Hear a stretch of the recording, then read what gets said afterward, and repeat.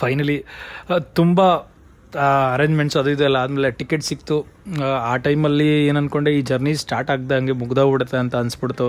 Flights ಎಲ್ಲ ದುಡ್ಡು ಕಡಿಮೆ ಇತ್ತು, ಟೆನ್ಷನ್. ಆದರೆ ಸಮ್ಹಾವ್ ಎಲ್ಲ ಸೆಟ್ ಆಯಿತು. ಇವಾಗ ನೋಡಿ, ಸಿಂಗಾಪುರ್ ಏರ್ಲೈನ್ಸ್ ಎಕನಾಮಿಕ್ ಕ್ಲಾಸಲ್ಲಿ ಕೂತ್ಕೊಳಕ್ಕೆ ಹೋಗ್ತಾಯಿದ್ದೀನಿ. ಈ ನಡುವೆ ಏನಂದರೆ ಜನಗಳಿಗೆ ತುಂಬ ಟೈಮ್ ಇಲ್ಲ. ಪುಸ್ತಕ ಓದೋದೇ ಇರ್ಬೋದು, ಏನೇ ಇರ್ಬೋದು, ಅವ್ರಿಗೆ ಟೈಮ್ ತುಂಬ ಕಡಿಮೆ ಇದೆ. ವಿಜುವಲಿ ಬೇಕಾದ್ರೆ ನೋಡ್ತಾರೆ.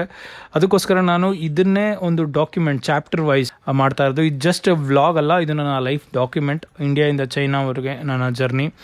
ಇವಾಗ ಫೈನಲಿ ಸಿಂಗಾಪುರ್ ಏರ್ಲೈನ್ಸ್ ಎಕನಾಮಿಕ್ ಕ್ಲಾಸಲ್ಲಿ ಕೂತ್ಕೋತಾ ಇದ್ದೀನಿ. ಡ್ರೀಮ್ ಮಾಡಿದ್ದೆ, ಅದು ಇವಾಗ ನಿಜವಾಯಿತು.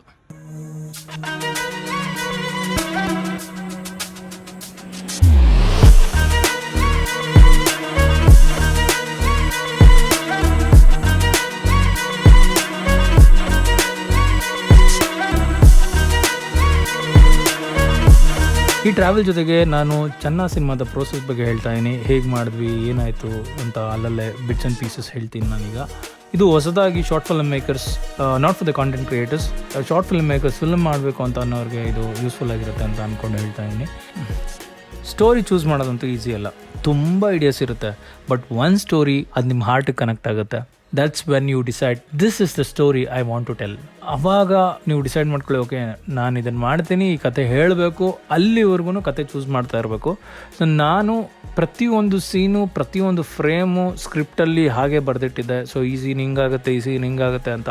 ನೀವು ಮೊನಾಲಿಸಾ ಫ್ರೇಮು ಅದೆಲ್ಲ ನೋಡಿದಾಗ this what I decide, like what you write should be universal, it should connect to the world.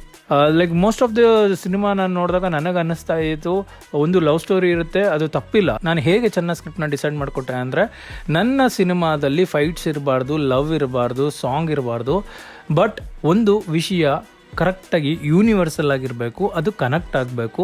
ಅದು ಬಾಯಲ್ಲಿ ಹೇಳಬಾರ್ದು ಕಥೆಯನ್ನು, ಬಟ್ ಆ ವಿಷಯ ವಿಜುವಲಿ ನಮಗೆ ಗೊತ್ತಾಗಬೇಕು, ನೋಡೋ ಆಡಿಯನ್ಸ್ಗೆ ಆ ವಿಷಯ ಗೊತ್ತಾಗಬೇಕು ಅನ್ನೋದು ಸ್ಟ್ರಾಂಗ್ ಆಗಿ ಕ್ಲಿಯರಾಗಿ ಫಿಕ್ಸ್ ಆಗಿತ್ತು ನನ್ನ ತಲೆಯಲ್ಲಿ. ನನ್ನ ಸಿನಿಮಾನ ಆಡಿಯೋ ಕೇಳಿಲ್ಲ ಅಂದ್ರೂ ಜಸ್ಟ್ ವಿಜುವಲಿ ನೋಡಿದಾಗ ಆ visuals, since it's A visual medium, ಏನೇ ವಿಜುವಲಿ ಇದ್ರೂ ಆ ವಿಜುವಲಿ ಕನೆಕ್ಟ್ ಆಗಬೇಕು. ಅದು ನೋಡ್ತಾ ಮನುಷ್ಯನಿಗೆ ಓಕೆ ಈ ಕತೆ ಹೀಗೆ ಅಂತ ಅರ್ಥ ಆಗಬೇಕು ಅನ್ನೋದು ಒಂದು ಟಾರ್ಗೆಟ್ ಇತ್ತು.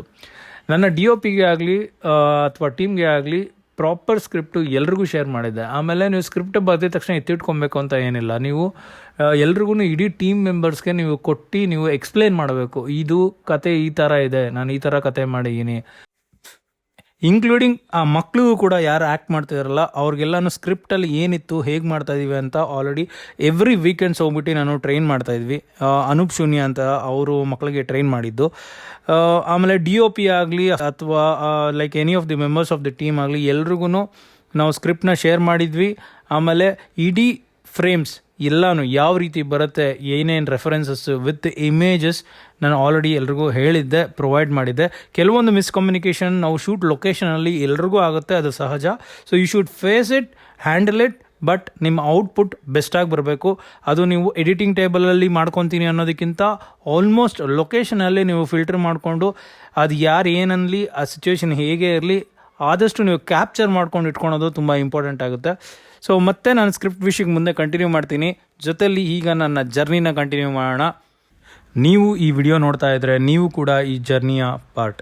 ಆವಾಗ ನೋಡಿ ನಾನು ಟಿಕೆಟ್ಗೆ ಓಡ್ತಾ ಇದ್ದೆ, ಆದರೆ ಇವಾಗ Singapore airlines economic class ticket ಸಿಕ್ತು, ಬಂದು ಕುತ್ಕೊಂಡಿದ್ದೀನಿ. ಪಾಯಿಂಟ್ ಏನಂದರೆ, ಯಾಕೆ ಮುಂಚೆನೇ ಮಾಡಲಿಲ್ಲ ಟಿಕೆಟು ಅಂತಂದರೆ, ಲಾಜಿಕಲಿ ನನಗೆ ವೀಸಾ ಕನ್ಫರ್ಮೇಷನ್ ಆಗಿರಲಿಲ್ಲ. ವೀಸಾ ಕನ್ಫರ್ಮ್ ಆಗೋವರೆಗೂ ಟಿಕೆಟ್ ಬುಕ್ ಮಾಡೋದಕ್ಕಾಗಲ್ಲ. ಅದಕ್ಕೋಸ್ಕರ ನಾನು ಟಿಕೆಟ್ ಬುಕ್ ಮಾಡಲಿಲ್ಲ. ಆಲ್ರೆಡಿ ಸಿಂಗಾಪುರ್ಗೆ ಆನ್ ದ ವೇ ಇದ್ದೀವಿ. ಇನ್ನೊಂದು ಸ್ಪೆಷಲ್ ವಿಷಯ ಏನು ಅಂದರೆ, ಆಲ್ರೆಡಿ ಟ್ರಾವೆಲ್ ಮಾಡಿರೋರಿಗೆ ಇದು ಗೊತ್ತಿರುತ್ತೆ ಅನಿಸುತ್ತೆ, ಇದು ಹೊಸದಾಗಿ ನೋಡ್ತಾ ಇರೋರಿಗೆ. ಆಮೇಲೆ ನನಗೂ ಇದು ಸರ್ಪ್ರೈಸಿಂಗ್ ಆಗಿತ್ತು, ಇದು ನನ್ನ ಫಸ್ಟ್ ಟೈಮ್ ಆಗಿರೋದ್ರಿಂದ.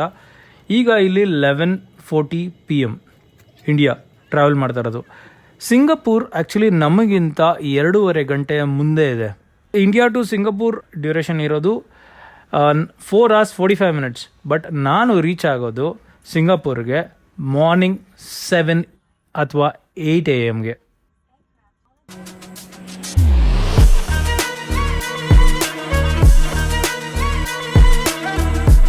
ಇಂಡಿಯಾದಿಂದ ಚೈನಾಗೆ ಯಾವುದೇ ಡೈರೆಕ್ಟ್ ಫ್ಲೈಟ್ಸ್ ಇಲ್ಲ. ಎಲ್ಲ ನಾವು ಹೋಗಬೇಕು ಅಂದರೆ ನಾವು ಕನೆಕ್ಟಿಂಗ್ ಫ್ಲೈಟ್ ಥ್ರೂನೇ ಹೋಗಬೇಕು. ಒಂದು ಥೈಲ್ಯಾಂಡ್ಗೆ ಹೋಗಬೇಕು ಅಥವಾ ಸಿಂಗಾಪುರ್ಗೆ ಹೋಗಬೇಕು, ಅಲ್ಲಿಂದ ಮತ್ತೆ ಕನೆಕ್ಟಿಂಗ್ ಫ್ಲೈಟ್ ಹತ್ಕೊಂಡು ನಾವು ಚೈನಾಗೆ ಹೋಗಬೇಕಾಗುತ್ತೆ. ಸೊ ನಾನು ಬುಕ್ ಮಾಡಿದಾಗಲೇ ನನಗೂ ಗೊತ್ತಾಗಿತ್ತು, ಓಕೆ ನಮಗೆ ಡೈರೆಕ್ಟ್ ಫ್ಲೈಟ್ಸ್ ಇಲ್ಲ ಅಂತ.